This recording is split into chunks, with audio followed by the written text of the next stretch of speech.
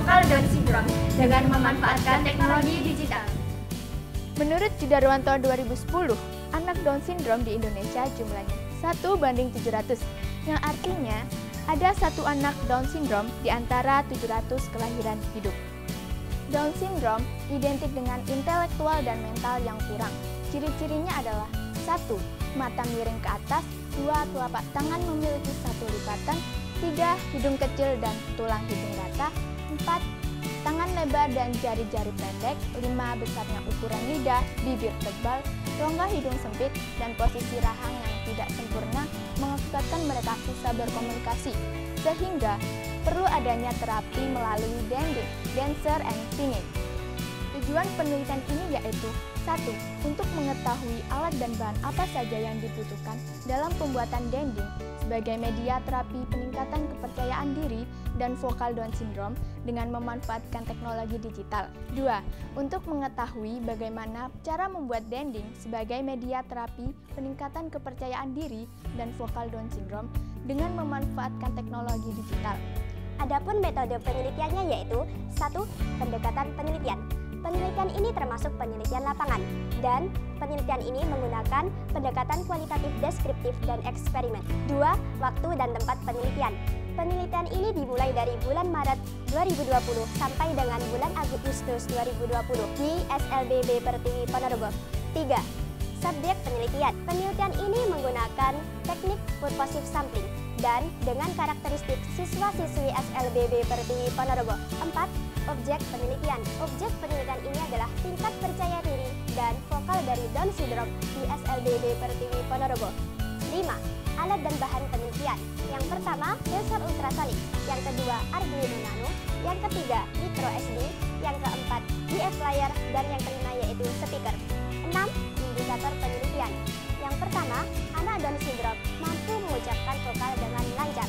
Yang kedua, anak Down syndrome mampu menghafal dan menyanyikan lagu yang diprogram pada alat. Yang ketiga, anak Down syndrome mampu menciptakan gerakan menari sesuai keinginannya. Dan yang keempat yaitu, anak Down syndrome mampu menari dan menyanyi di depan teman-teman mereka dengan bagus dan percaya diri. 6. Analisis data. Analisis data kualitatif deskriptif yaitu suatu prosedur penelitian yang menghasilkan data-data deskriptif berupa kata-kata tertulis, lisan dari orang-orang, dan perilaku yang diamati. Yang kedelapan, metode pengumpulan data. Yang pertama, observasi, yang kedua, wawancara, dan yang ketiga yaitu eksperimen. Adapun cara kerja dari alat ini akan dipraktekkan oleh Joko selaku subjek dari penelitian ini.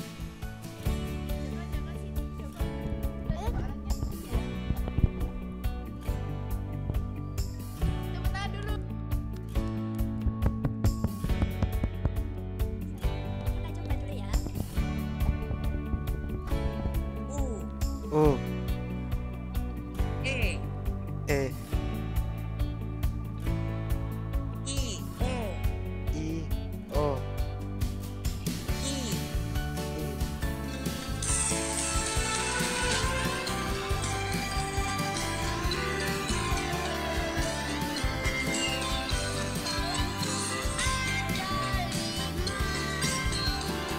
Adapun hasil penelitiannya yaitu yang pertama, pengujian rangkaian dending. Kami menggunakan jarak sensor 5 cm sampai dengan 35 cm. Pada jarak 5 cm, sensor dapat bekerja dengan baik dan speaker aktif. Pada jarak 25 cm, sensor dapat bekerja dengan baik dan speaker aktif. Dan pada jarak 35 cm, sensor tidak dapat bekerja dengan baik dan speaker tidak aktif. Yang kedua yaitu pengamatan penggunaan dending. Joko. Sebelum dending, Joko kesulitan mengucapkan vokal dan belum banyak kosakata. Dan setelah dending, kosakata Joko bertambah karena banyak menghafal lagu. Adapun hasil wawancara terhadap guru dan orang tua subjek dapat diketahui bahwa 1.